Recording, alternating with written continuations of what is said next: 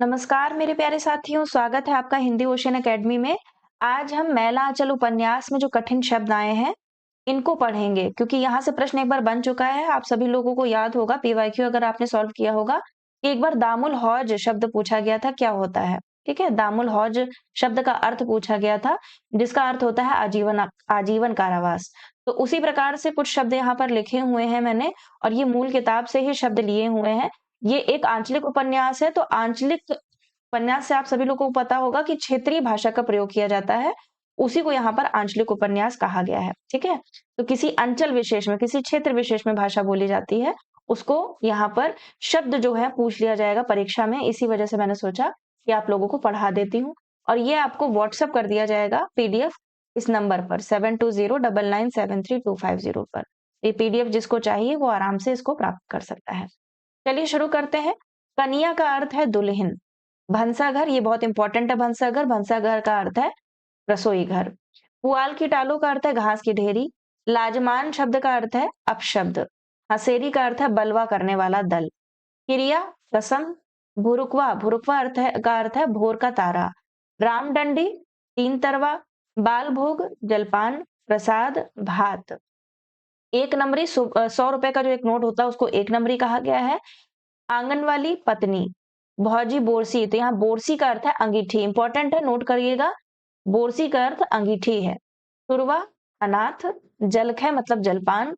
Ball मतलब कठौत। ललमुनिया मतलब aluminium, aluminium के पात्र होते हैं ना, तो यहाँ पर ललमुनिया का अर्थ है एल्यूमिनियम। रेडी का अर्थ है रेडियो। विजय का अर्थ है खाना पीना। कै मतलब दस्त होना। ठीक है, कै यहाँ पर यूज हुआ है आंचलिक के रूप में, जिसको बोला गया है दस्त। हौदा, हौज। बुतरू, बच्चा। धुधक्का मतलब यहाँ पर लाउड स्पीकर का भोंपा है। ठीक है, यहाँ ये शब्द है, ये अर्थ है धुधक्का, लाउड स्पीकर का भोंपा। जितिया परब, जैसे एक त्योहार होता है ना ज्योतिया, उसको यहाँ पर जितिया परब बोला गया है, जिताष्टमी को कहते हैं। झड़का बाण मतलब अग्नि बाण।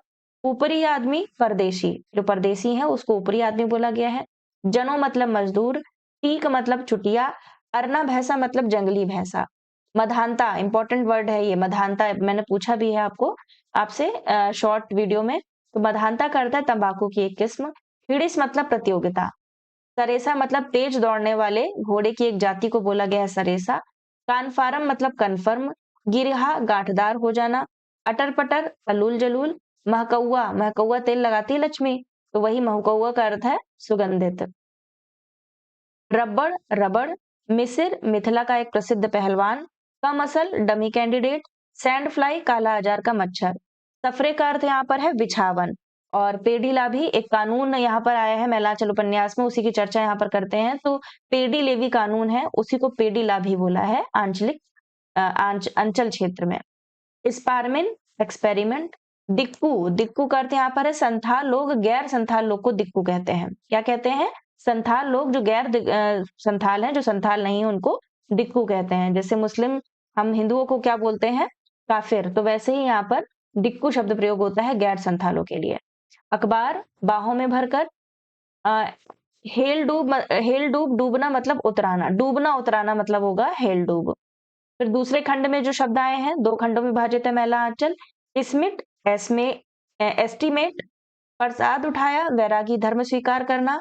मोछ भद्रा, मोछ भद्रा इंपॉर्टेंट है शब्द, इसको नोट कीजिएगा, छौर कर्म। दामुल हौज, ये शब्द पूछा गया था, दामुल हौज का अर्थ है आजीवन कारावास। दिनाए मतलब दाद। फुसरी फुसरी मतलब दाने फुंसी।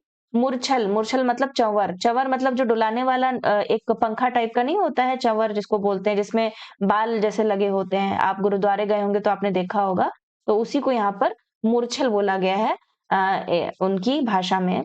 मतलब मैलांचल में जो ग्रामीण जन है उन्होंने मूर्छल बोला है चंवर को। भालर मतलब पत्ता। मटकी, कनखी। मोकनी हथनी मतलब जवान हथनी। स्टेट मतलब स्टेज। घमाघम मतलब गरम। मोगलाही मतलब कचहरी में बोली जाने वाली उर्दू। हंस मतलब बहक जाना। फेक सियारी, फेक सियारी का अर्थ है लोमड़ी की एक जाति। मारखू का अर्थ है बदमाश। करसमा का मतलब है करिश्मा। बगोच, मति शून्य, इंपॉर्टेंट है, बगोच का अर्थ क्या है? मति शून्य, जिसकी मति शून्य हो गई हो। चाई मतलब चालाक। पवन मतलब हवा। स्पार्ट मतलब हैंड राइटिंग एक्सपर्ट, इंपॉर्टेंट है, स्पार्ट मतलब हैंड राइटिंग एक्सपर्ट। टंडेल मतलब वोल्टियर, किसी नेता का व्यक्तिगत नौकर। ठीक है, इंपॉर्टेंट है टंडेल वोल्टियर। जैसे शब्द लिखे होते हैं ना, उपन्यास मेरे पास में है, इस उपन्यास में कुछ-कुछ शब्द आए होते हैं बीच में, तो उसमें नंबरिंग कर देते हैं ये लोग, है ना? जैसे मान लीजिए स्पार्ट, है ना? यहाँ पर 1 नंबर लिख देंगे, या फिर डंडेल वोल्टियर यहाँ दूसरा नंबर लिख देंगे और इसका अर्थ आपको नीचे दिया होगा, है ना? उस अर्थ को आप पढ़ सकते हैं। और जिनके पास में पुस्तक नहीं है, इसी वजह से मैंने ये वीडियो बना दिया, क्योंकि शब्द अर्थ वाले प्रश्न की संख्या अब बढ़ रही है। केवल कविता से ही नहीं, अब आपके उपन्यास से भी पूछे जा रहे हैं, कहानी से भी पूछे जा रहे हैं। जैसे एक बार चरेऊ का अर्थ पूछा गया था। कोई कहानी थी, आपके ये शेखर जोशी जी की कहानी कोसी का घटवार, उसमें से आया था चरेऊ का अर्थ। चरेऊ का अर्थ मतलब होता है सुहाग चिन्ह, है ना? उसका अर्थ दिया हुआ है। तो मूल टेक्स्ट को पढ़ना इसी वजह से ज़रूरी हो गया है। तो यहाँ पर एक बार आपसे दामुल हौज का अर्थ पूछा गया था। हो सकता है इस बार आपसे टंडेल वोल्टियर का अर्थ पूछ लिया जाए या स्पार्ट का अर्थ पूछ लिया जाए, है ना? तो इसको 1-2 बार रिवीजन ज़रूर कर लीजिएगा। किसी नेता का व्यक्तिगत नौकर है। डिब्लूकट मतलब डुप्लीकेट, रोकसती मतलब रुखसत, गरम हवा, गरम मतलब हवा मतलब भूत-प्रेत की जो हवा है उसको गरम हवा बोला गया है। मोखा की माटी बस में करने का एक रोना है। अकलंग इम्पोर्टेंट है, अकलंग का अर्थ है कलंक। एक जूम मतलब खुराक, पराती प्रांतीय, मेले मतलब मेले साहब बोलते हैं ना, ग्रामीण जन वहां पे हैं जो मेले साहब बोलते हैं, तो एमएलए। चोर पेड़ा मतलब चोर रास्ता, होटल बंगला, हाल्टिंग बंगला, हल अदहरी आधा हल, ट्रैक्टर मतलब ट्रैक्टर, हथिया सूड ये इंपॉर्टेंट है, हथिया सूड मतलब इंद्रधनुष, रमना ये भी इंपॉर्टेंट है, रमना मतलब चारागाह, चेरिया पीर, है ना? कलीमुद्दीनपुर में वहां पर चीथड़ा लटका दिया जाता है मन्नत मांग के, तो उसी को बोला गया है चेरिया पीर।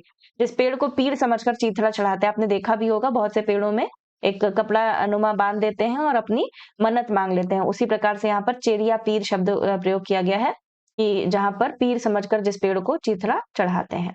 तो ये कुछ शब्दार्थ हैं जो किताबों में दिए गए थे, और ये एक बार फिर से आप लोग रिवीजन जरूर कर लीजिएगा। और जो बच्चे नोट्स प्राप्त कर चुके हैं, रिवीजन करते रहिए। रिवीजन की है आपके सक्सेस का नंबर, ये नंबर है। इस नंबर पे आप कांटेक्ट करके हार्ड कॉपी नोट्स की घर पर मंगवा सकते हैं, और साथ ही साथ आप अगर पीडीएफ नोट्स चाहते हैं तो वो भी ले सकते हैं। बहुत ही अच्छे टेक्स्ट नोट्स उसमें शामिल किए गए हैं। एक बार जरूर पढ़िए और अपनी तैयारी को बेहतर बनाइए। मिलते हैं अगले वीडियो के साथ में, तब तक सभी का आभार एवं धन्यवाद।